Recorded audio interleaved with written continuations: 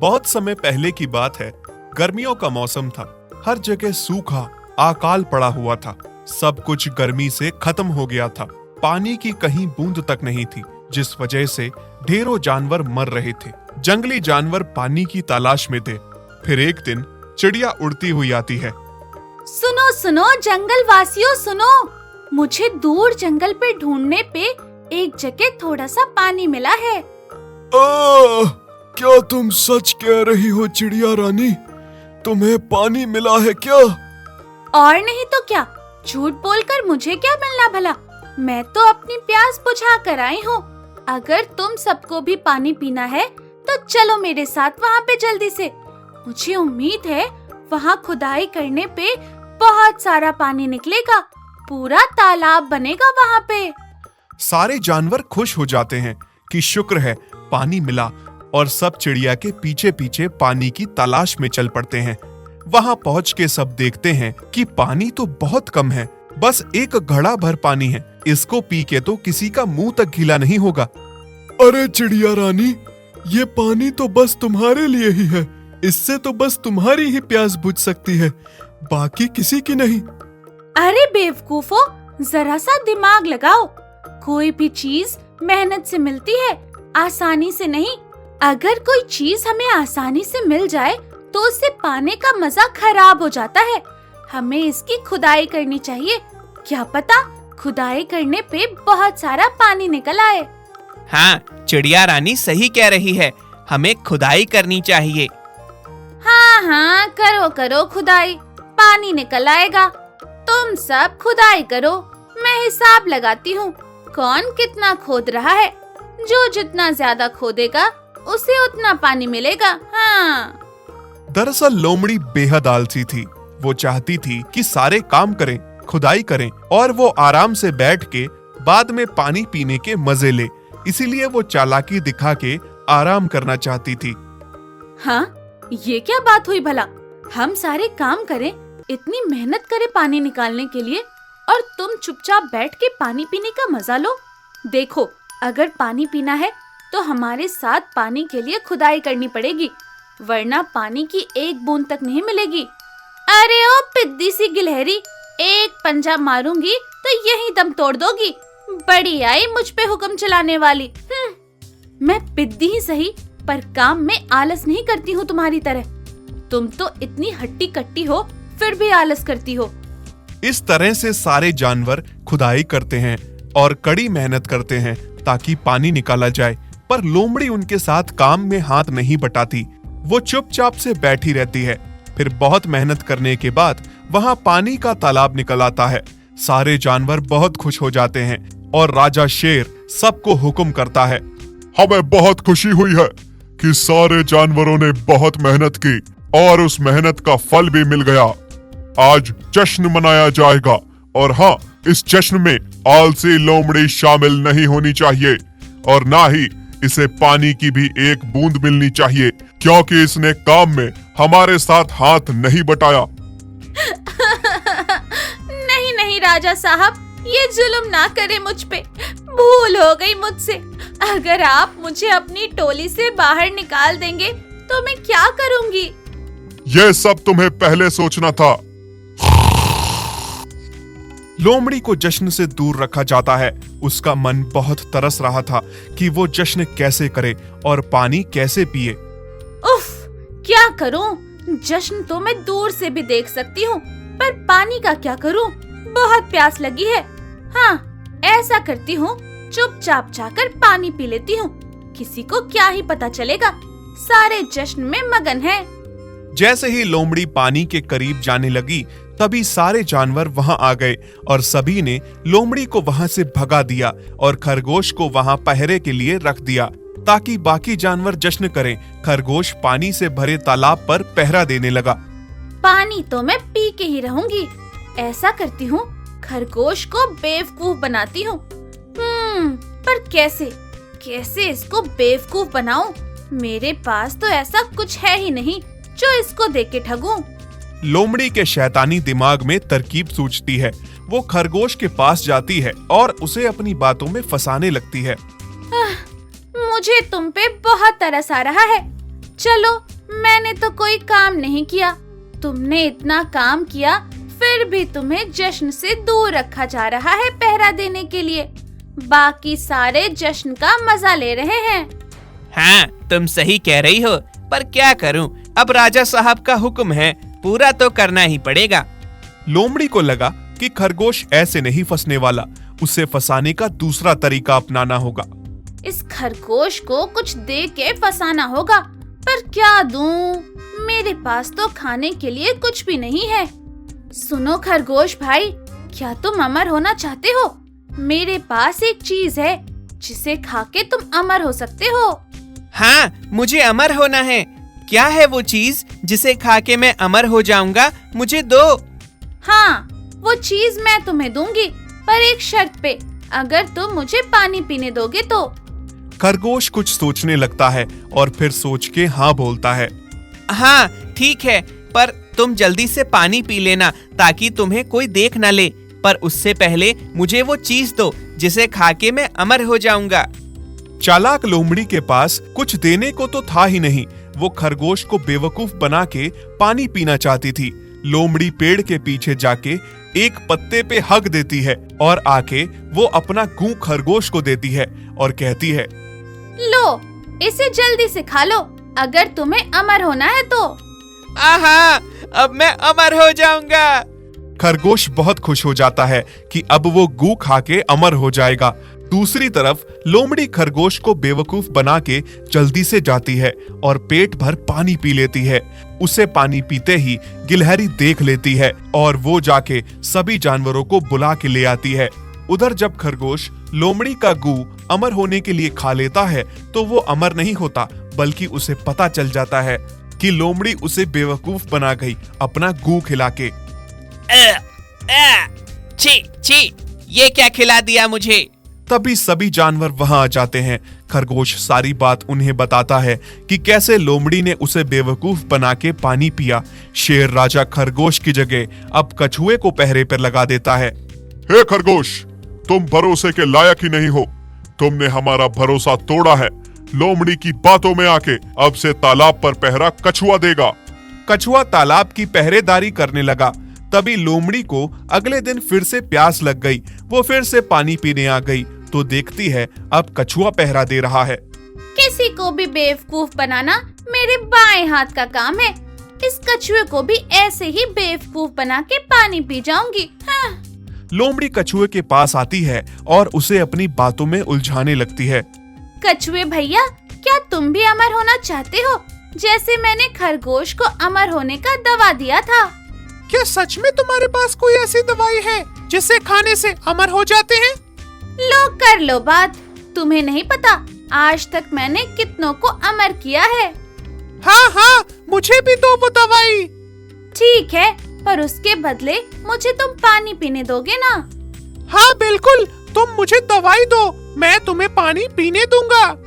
लोमड़ी बहुत खुश हो जाती है कि उसने कछुए को बेवकूफ बना लिया है। वो पेड़ के पीछे जाके फिर से पत्ते पे हक देती है और लाके कछुए को देती है। लो, जल्दी ये दवाई खा लो और अमर हो जाओ। तब तक मैं पानी पी लेती हूँ। लोमड़ी जैसे ही पानी पीने की ओर बढ़ी, कछुआ पीछे से उसकी टांग पकड़ लेता है और उसी समय सारे जानवर आ जाते हैं। कछुआ उसी का गू उसके मुंह पे मल देता है। ये क्या कर रहे हो तुम? मुझे बेवकूफ बनाना इतना आसान नहीं है। मुझे पहले ही पता था तुमने खरगोश को कैसे अपना गू खिला के फंसाया था। सारे जानवर लोमड़ी का गू उसी के मुंह पे मल देते हैं और उसे वहीं दबोच लेते हैं। मुझे माफ कर दो। आज के बाद मैं ऐसा कभी नहीं करूंगी और ना ही कभी आलस करूंगी। सारे काम करूंगी। इस तरह से लोमड़ी सभी से माफी मांगती है और सारे आलस छोड़ देती है। जंगल में एक बहुत ही खूबसूरत ऊँटनी रहती थी, जिसे अपनी खूबसूरती पर बहुत घमंड था। उसकी खूबसूरती का हर कोई दीवाना था, पर ऊँटनी की एक कमी थी। उसे हमेशा पेट में गैस की दिक्कत रहती थी। हमेशा पाद मारती रहती थी। उसके पाद में इतनी गंदी बदबू होती थी कि कोई भी गिर के बेहोश हो सकता था, और ये सब उसके गलत खान पान की वजह से था। हर टाइम कुछ ना कुछ खाती ही रहती थी। हेल्थ और पौष्टिक खाने के बजाय वो जंक फूड और फास्ट फूड ज्यादा खाती थी। हाय, बहुत भूख लगी है। आज तो मुझे पिज्जा खाने का मन हो रहा है, पर इतनी गर्मी में कैसे जाऊं पिज्जा लेने बाहर। एक काम करती हूँ, किसी को भेज देती हूँ पिज्जा लेने, पर किसको भेजूं? ऊँटनी बहुत ही चालाक थी, हमेशा अपनी सुंदरता का फायदा उठाती और अपना काम निकलवा लेती। वो सोच ही रही थी कि पिज्जा लेने बाहर किसे भेजूं, तभी लकड़बग्गा वहां आ जाता है। हाय मेरी जान, कितनी सुंदर हो तुम, सबके साथ बात करती हो तुम, कभी इस नाचीज से भी बात कर लिया करो।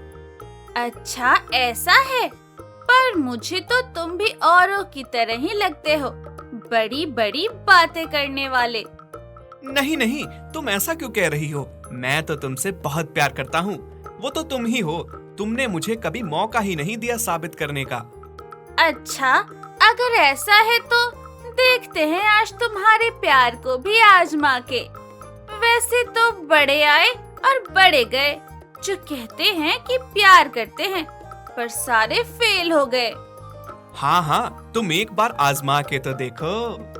ऊँटनी लकड़बग्गे को कहती है कि उसे आज पिज्जा खाने का मन हो रहा है और उसे पिज्जा खाना है। बस इतनी सी बात, पिज्जा ही तो खाना है, अभी जाके लेके आता हूँ।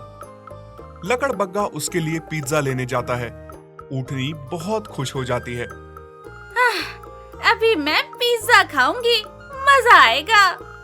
ये सब कुछ पीछे से खड़ा होकर उसका दोस्त ऊँट देख रहा था। उसे ऊँटनी की इस हरकत पे बहुत गुस्सा आया। ये सब क्या है?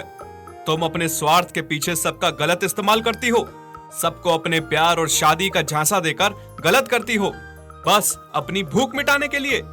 और दूसरी तरफ मुझसे शादी का वादा किया है, उसका क्या? ओहो, तुम भी ना बच्चों की तरह बुरा मान जाते हो। तुम्हें तो पता ही है मैं खाने की कितनी शौकीन हूँ, खासकर फास्ट फूड और जंक फूड। ये सब ख्वाहिशें तुम मेरी पूरी नहीं करते, इसलिए फिर मुझे अपनी खूबसूरती का फायदा उठा के सबसे काम निकलवाना होता है। पर तुम हो कि बुरा मान रहे हो। प्यार तो मैं तुमसे ही करती हूँ ना। ऊँट को ऊँटनी की ये हरकतें बिल्कुल पसंद नहीं आ रही थी, इसलिए ऊँट उसे छोड़ के चला जाता है। लेकिन ऊँटनी को इस बात का बिल्कुल भी बुरा नहीं लग रहा था कि ऊँट उसे छोड़ के जा चुका है। उसे सिर्फ खाने से प्यार था, उसके लिए वो किसी को भी छोड़ सकती थी। लकड़बग्गा पिज्जा लेकर आता है और ऊँटनी जैसे भूखी प्यासी जल्दी जल्दी पिज्जा खाने लगती है और खाते खाते पाद मारती है। लकड़बग्गा उसके पाद की बदबू से परेशान होने लगता है। अरे बाप रे, ये कितना गंदा पाद मारती है, ऐसा पाद तो मैंने कभी नहीं सूंघा। हाँ हाँ, तुम पिज्जा खाओ, मैं घर जा रहा हूँ, मुझे कुछ काम याद आ गया।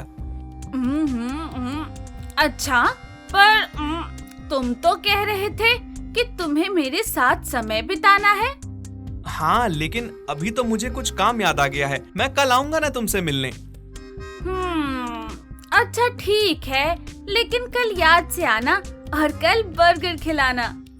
हाँ हाँ ठीक है। ऊँटनी को पता था कि लकड़बग्गा उसके पाद की गंदी गैस की वजह से यहाँ से भागा है। मुझे पता है कि तुम यहाँ से मेरे पाद की गैस की वजह से गए हो। क्या करूं? खाती हूँ तो गैस ना छोड़ू क्या? और तुम सब लोगों को भगाने का सबसे आसान तरीका है ये। नहीं तो तुम सबसे प्यार करते फिरूंगी तो मेरा क्या होगा? हाँ। ऊँटनी ने पिज्जा तो खा लिया, पर रात में उसकी तबीयत बहुत खराब हो गई। बदहजमी, गैस और पेट में बहुत दर्द हुआ। पेट बहुत दर्द हो रहा है, क्या करूं? किससे मदद मांगू? और ऊपर से पाद पे पाद निकल रहे हैं।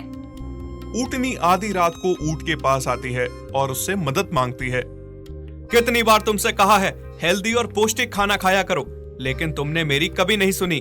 उफ, कितनी गंदी गैस छोड़ रही हो तुम तो। तुम ही ऐसा कहोगे तो बाकी क्या क्या कहेंगे? आह, अच्छा, कोई बात नहीं, मैं कुछ करता हूँ, तुम घबराओ मत। ऊँट ऊँटनी की बीमारी का इलाज ढूंढ रहा था कि ऊँटनी के पाद पे अब कंट्रोल नहीं हो रहा था। उसकी तबीयत खराब होती ही जा रही थी। जहाँ जहाँ से ऊँटनी गुजरती उसके पाद की गैस पूरे जंगल में फैल जाती और वो गैस इतनी जहरीली थी कि मानो कोई भी गिर के बेहोश हो जाए। और जो जो जानवर उससे प्यार का दावा करते थे अब वही उससे दूर भाग रहे थे। उफ, कितनी गंदी पाद आ रही है। इस ऊँटनी की पाद की गैस तो पूरे जंगल में जहर की तरह फैल रही है। हाँ, सही कहा, बहुत गंदी गैस है, जान ना ले ले हमारी। ऊँटनी दुखी थी कि जो भी उससे प्यार करने का दावा करते थे उसकी खूबसूरती पे मिटते थे, आज वो उसके बारे में ऐसी ऐसी बातें कर रहे थे। अब मेरा जीवन व्यर्थ है, सभी मुझसे दूर भाग रहे हैं। तुमने मुझे कितना समझाया अपना खान पान ठीक करो, लेकिन मैंने तुम्हारी एक ना सुनी। तुम घबराओ मत, सब तुम्हारा साथ छोड़ देंगे, पर मैं तुम्हारा साथ कभी नहीं छोड़ूंगा। चिंता ना करो, मैं कुछ करता हूँ। जंगल के सारे जानवर इस बात की शिकायत राजा शेर से करते हैं कि इस बात पे ध्यान दिया जाए। ऊँटनी बहुत गंदा पाद रही है, उसके पाद की जहरीली गैस पूरे जंगल में फैल रही है जो किसी महामारी से कम नहीं है। शेर राजा सभा में ऊँटनी को बुलाते हैं। जैसे ही ऊँटनी सभा में आती है वो देखते हैं कि सभी ने अपने मुंह पर मास्क लगा रखे हैं।